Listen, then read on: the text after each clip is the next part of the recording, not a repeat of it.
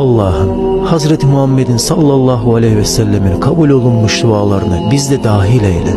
Kalbimizden sıkıntıyı al. İnşirah bahçelerinde birer gür eyle. Bismillahirrahmanirrahim. Rabbim, şüphesiz ben senden hakkında bilgim olmayan şeyi istemekten sana sığınırım. Eğer beni bağışlamaz ve bana acımazsan, şüphesiz ziyana uğrayanlardan olurum.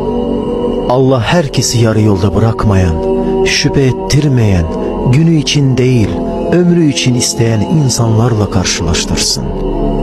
Hangi dert sizi yoruyorsa, Rabbim sizi o dertten feraha çıkarsın. Hangi sıkıntı sizi üzüyorsa, Rabbim sizi o sıkıntıdan selamete çıkarsın. Hangi hastalık sizi ağlatıyorsa, Rabbim o hastalığınıza şifa versin. Hangi keder sizi hayata küstürüyorsa, Rabbim o kederden sizi huzura çıkarsın.